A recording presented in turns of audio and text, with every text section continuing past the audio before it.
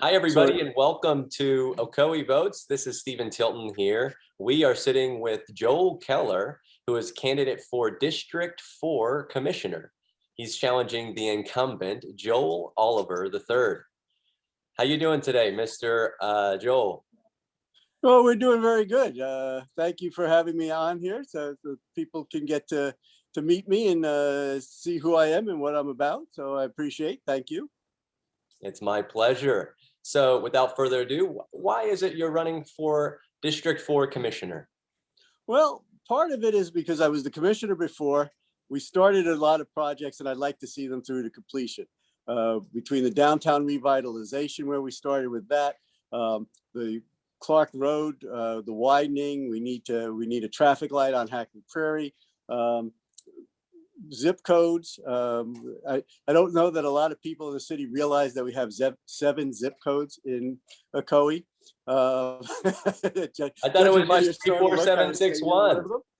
Yeah, everybody knows 34761. We have actually 7, and right now there's a bill that's been that I actually got out of the House of Representatives one time, but unfortunately it was the year that Senator Rubio was running for president, so we didn't quite have the support we needed in the Senate. But we actually have a bill that's floating around the House to change Ocoee to all one zip code. So I'd like to see that come to fruition. So there's just a number of things. Also, it seems that since I've left, the morale has gone down in the fire department. So we need to get back there and work on that. We used to have. Depending on how long you've been in the city, you may remember I was the commissioner that fought to keep the fire department when they wanted to get rid of it. What was that, 6 years ago, I think it was. They actually tried to get rid of this fire department, move it into the county. I was the one that fought and won. So proving you can fight City Hall. And we basically kept the fire department here. And back then, that was when we went to get our ISO rating of 1. All of the firemen were happy to be here. So I want to get that back with our fire department and with make sure that all of our unions feel good about working for the city of Ocoee. So you kind of answered this next question a little bit already, but what change do you desire in Ocoee? Oh, well, there's a few of them. One of them is we need small businesses and we need jobs. And to do that, we have to have the downtown revitalization.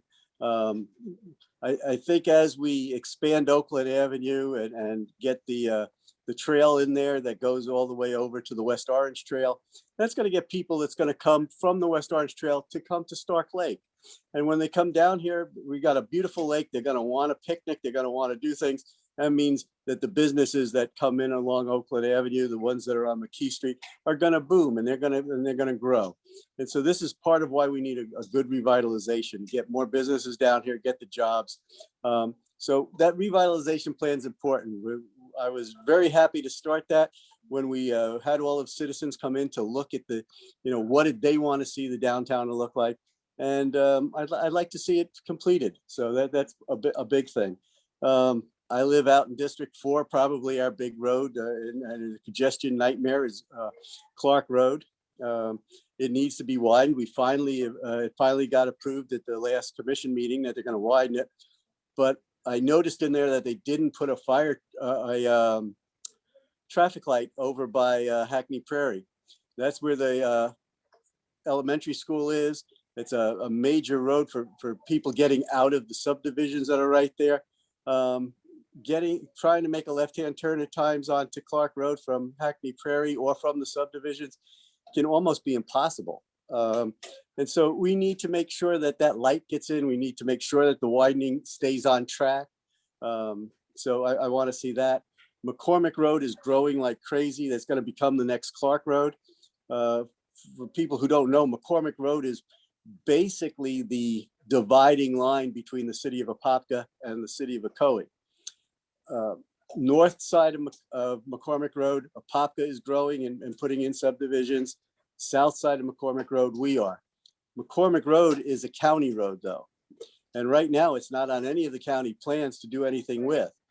With the amount of new homes going in there and everything, they need to make sure that they have that road widened. And that means we have to work with the county to do that. And I've shown before that I can work with the county and with the state, with the federal governments on getting things done. And so I think that's another key thing. I mentioned the fire department already. We really need to get the morale back up there. It seems that it's gone down over the last 3 years. And like I said, they enjoyed being here. They wanted to be here. That was why they were excited that I fought and kept them here. And now to see it, the sort of the morale problems and the turnovers and all, I'd like to see what I can do to get that back to where it was. Very good. So zip how will code you bring that change about? Well, I think part of that is how we do the negotiations with the union during the contracts. Everything with the, I know with the last couple of commission meetings, people were saying, well, oh, let's just give them $8,000 more for the people who are going through the paramedic classes. Well, there's a union contract. You can't just give somebody $8,000. So what that means is, with this next set of bargaining, we have to look at it as to what is really going to help to keep the firemen here. What do they really want? What are they looking for? How do we get that so that we get a good package together that keeps our firemen here, keeps them happy. They feel comfortable growing with our community. We're always going to lose people to Orlando and to the county just because they're so much bigger and they can offer so much more. But compared to everybody else around us, we should be right in there with everybody else as far as Popco, Winter Garden, Windermere. Actually, we do Windermere's fire department. They pay us to help cover their area. So, I mean, we should be able to be with everybody else, be consistent with everybody else. So that's going to take some good negotiations. Back in the day before I moved down here 35 years ago, I was a teacher. And when I was teaching, I was on the union negotiating board. So I've done collective bargainings from both sides. So I know what's involved in that. And I think I can keep our management company, our management group, when they go in there to negotiate with the firemen, I think I can keep them honest and make sure that we get the best deal for both sides. And so I think that's how that works. Zip codes, I mentioned that briefly too. As I said, we've got 7 zip codes. And I had seen, I believe on your website, that you do homes. So you understand housing sales and things like that. Just to give you an idea, 30 years ago when I bought here in Sawmill, we had an Orlando zip code. We had one of the Orlando ones. We worked with the homeowner association, worked with the post office, and we got it changed to an Ocoee zip code. The prices of our houses went up $10,000 in one day, just because we changed zip codes. And at the same time, auto and homeowner insurances went down for everybody because they weren't in such a high crime zip code area. These are the things that we have a lot of citizens with inside the Ocoee right now who have this problem. And we can save them money and increase the value of their home just by giving them an Ocoee zip code, which would help them in a number of ways. Not only does it help them with the insurance, but if you have an Orlando zip code and we have a hurricane and it says, come on over and get your sandbags from the city, and you come up and you have to show your driver's license to prove that you're a city resident, and it says that you live in Orlando, it makes it more difficult. Even though they truly are Ocoee citizens and they pay Ocoee taxes, showing that different, whether it's Orlando or Apopka or any of the others that are there, showing that makes it just that much more difficult to go through the red tape to get what you should be getting as a citizen of this community. So those are the things that we want to I listed a house that way, and it says Orlando on the address, but it's in the city of Ocoee. It was right in, I believe, Rose Hill. And there was some confusion with some of the buyers. Now, ultimately, there was no problem. but there was a question about it. So it's interesting you mentioned that. I was Yeah. wondering about that myself at the time. I'm like, why is it this way? And we actually actually had gotten a bill into the House to get it changed, because it literally takes an act of Congress to change it. And we had the bill that went through the House, came out of the House, got voted out of committee, voted out of the House. But like I said, went over to the Senate. And at the time, Senator Rubio was running for president, didn't get a lot of push there. He wasn't there to help us as much as he can help us now. And the Senate wanted to turn it into a postal reform bill. So what would have been a simple, hey, let's change a couple post offices names, and okay, and let's, us and about 5 other cities want to have our own zip code, our individual unique zip codes. So it would have been a really small bill, turned into what was going to be a nightmare on the Senate side, and it never got out of the Senate committees. That's something that commissioners have a hand in. We're able to make those kind of changes. We're able to help get things through, get the legislation through, meet with the representatives on the House and Senate side that we need to get things out of their committees and get them moved to the House floor, the Senate floor, and finally pass so that the president can okay it.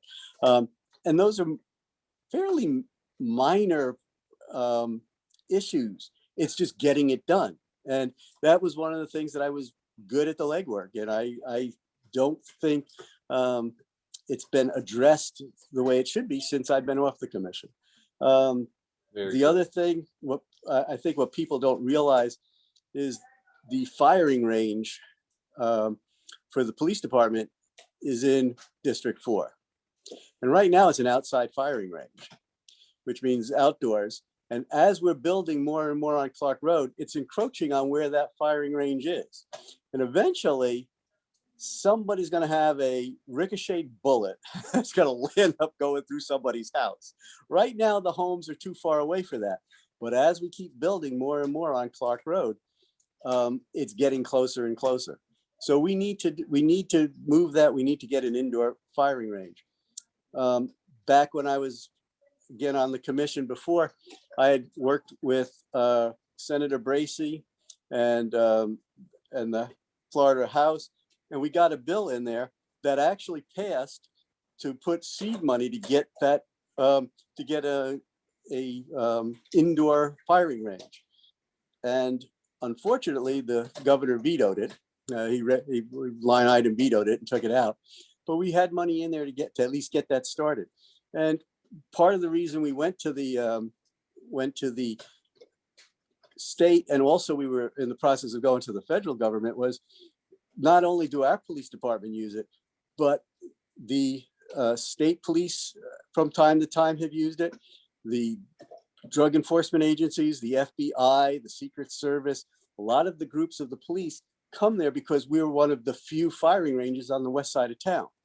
And while that's really good, and we make a little bit of money from revenue from having these other cities, states, and federal organizations coming in, we also have to watch out for our citizens.